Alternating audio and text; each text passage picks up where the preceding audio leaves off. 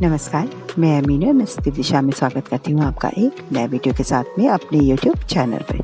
आज मैं आपके लिए लेके आई हूँ नाग पंचमी की विधि, कैसे हम पूजा करें। नाग पंचमी में हम काल सर्प को कैसे दूर करें और नाग की पूजा का क्या महत्व है और किस तरह के हमको पूजा करनी चाहिए और कथा का क्या महत्व है। कई तरह के ऐसे प्रश्न हैं, इसका आंसर इसमें सब में मिल जाएगा। और दूसरा मैं बताऊंगी कि आप जो है नाग पंचमी में अगर आप काल सर्प से पीड़ित हैं तो आप मेरे पूरे वीडियो को ज़रूर देखें। इसमें उसका पूरा निदान है, हल है। आप इसको सुनकर आप अपने जो भी कष्ट हैं आसानी से दूर कर सकते हैं। तो मैं आपको बताने जा रही हूँ, नाग पंचमी यानी गुड़िया के नाम से भी प्रसिद्ध है। तो नाग पंचमी की पूजा विधि आप मेरे पूरे चैनल, अगर आप मेरे वीडियो को पहली बार देख रहे हैं तो आप चैनल को सब्सक्राइब कर लें। और अगर आप देख चुके हैं मेरे वीडियो को तो आप लाइक, शेयर और ज़्यादा से ज़्यादा शेयर करें। और मैं आपको बताने जा रही हूँ नाग पंचमी की पूजा विधि। वो इस प्रकार है, पूरा वीडियो आप जरूर देखना, क्योंकि अगर बीच में आधा अधूरा देखेंगे तो आपको पूरी जानकारी नहीं होगी। मैं इसमें आपको 2 कथाएं भी सुनाऊंगी और बहुत छोटी छोटी है। आप पूरे वीडियो को सुनना, क्योंकि नाग की पूजा के बाद में हम कथा भी पढ़ते हैं। उससे पूरा महत्व, उसका महात्म बहुत बढ़िया है। और कथा पढ़ने के बाद साथ में हम उसकी पूजा का पूरा लाभ उठा सकते हैं। नाग पंचमी की पूजा की विधि इस प्रकार से है। नाग पंचमी पूजा के 8 नाग देव माने गए हैं। पहला अनंत, वासुकी, पद्म, महापद्म, तक्षक, कुलीर, कर्कट और शंख। पूजा करने के लिए नाग की फोटो या मिट्टी की सर्प मूर्ति को लकड़ी की चौकी के ऊपर रखकर हल्दी, रोली, चावल और फूल चढ़ाकर नाग देवता की पूजा करें। और इसके बाद कच्चा दूध, चाहे आप पैकेट वाला दूध ले लें, चाहे गाय का ले लें, कोई भी दूध ले लें थोड़ा सा, और घी, चीनी मिलाकर सर्प देवता को अर्पित करें। फिर उनकी आरती उतारें। और इस दिन असली नाग की पूजा करने का भी बहुत प्रचलन है। और पूजा के अंत में नाग पंचमी की कथा भी सुनी जाती है, जैसा कि मैंने आपको बोला है। और मैं आपको 2 कथाएं सुनाऊंगी, बहुत छोटी छोटी हैं, लेकिन इसका अपना बहुत ज़्यादा महत्व है।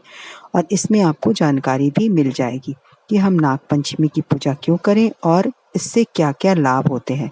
तो नाग पंचमी के व्रत करने के लिए चतुर्थी के दिन एक बार भोजन करना चाहिए तथा पंचमी के दिन उपवास करने यानी व्रत करके शाम को व्रत खोलना चाहिए। और ये मैं आपको बताने जा रही हूँ कथा, तो वो इस प्रकार से है।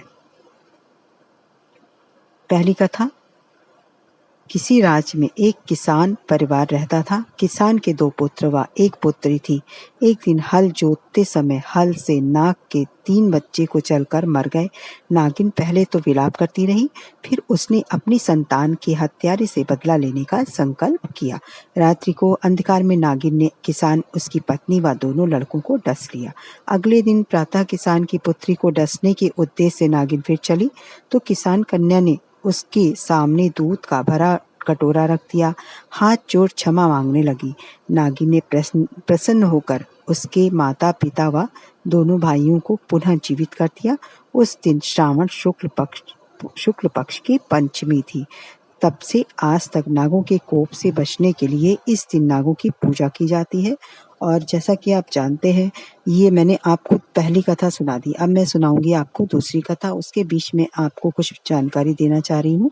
अगर किसी को भी बहुत तगड़ा काल सर्प है तो इस दिन अगर नाग नागिन के जोड़े को आप स्थापित करें घर पर, या फिर आप शिव मंदिर में जाके चांदी के या कोई भी किसी धातु के नाग नागिन के जोड़े को भगवान शिव के ऊपर आप समर्पित यानी चढ़ाते हैं, तो उससे आपके काल सर्प दोष जो है जल्दी से जल्दी ठीक हो जाते हैं।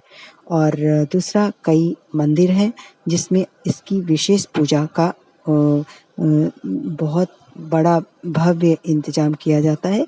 वहाँ पे भी आप जाके अपने काल सर्प को दोष को दूर कर सकते हैं।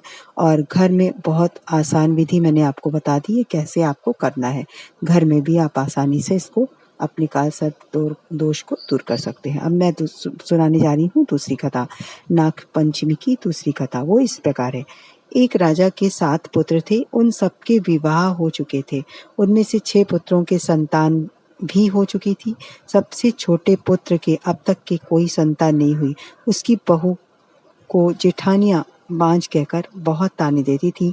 एक तो संतान ना होने का दुख और उस पर सास, ननद, जेठानी आदि के ताने उसको और भी दुखी करने लगे।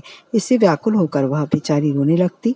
उसका पति समझाता कि संतान होना या ना होना तो भाग्य के अधीन है, फिर तू क्यों दुखी होती है। वह कहती, सुनती हो ये सब लोग बांझ बांझ कहकर मेरी नाक में दम किए रहते हैं। पति बोला, दुनिया भक्ति है, पकने दे, मैं तो कुछ नहीं कहता हूँ, तू मेरी ओर ध्यान दे और दुख को छोड़कर प्रसन्न रह। पति की बात सुनकर उसे कुछ सांत्वना मिलती, परंतु फिर जब कोई ताने देता तो वो रोने लगती। इस प्रकार एक दिन नाग पंचमी आ गई। चौथ की रात को उसे स्वप्न में 5 नाग दिखाई दिए। उनमें एक ने कहा, अरे पुत्री, कल नाग पंचमी है, तो अगर हमारा पूजन करे तो तुझे पुत्र रत्न की प्राप्ति हो सकती है। यह सुनकर वह उठ बैठी और पति को जगाकर स्वप्न का हाल सुनाया। पति ने कहा, ये कौन सी बड़ी बात है, 5 नाग अगर दिखाई दिए हैं तो 5 की आकृति बनाकर उसका पूजन कर देना। नाग लोग ठंडा भोजन ग्रहण करते हैं, इसलिए उन्हें कच्चे दूध से प्रसन्न करना। दूसरे दिन उसने ठीक वैसा ही किया। नागों के पूजन से उसे 9 मास के बाद सुंदर पुत्र की प्राप्ति हुई। इसी प्रकार से आप ये कथा पूरी ये समाप्त हुई। और बोलिए नाग देवता की जय। आप इस तरह से अपने घर को खुशहाल बना सकते हैं, अपने जीवन को खुशहाल बना सकते हैं। और देखिए, नाग देवता की पूजा करने से पुत्र की प्राप्ति भी होती है, काल सर्प दूर हो जाता है। इस तरह के कई तरह की प्रॉब्लम्स, अपने घर में बाधाएं जो आ रही हैं वो सारे पूजा करने से दूर हो जाती है।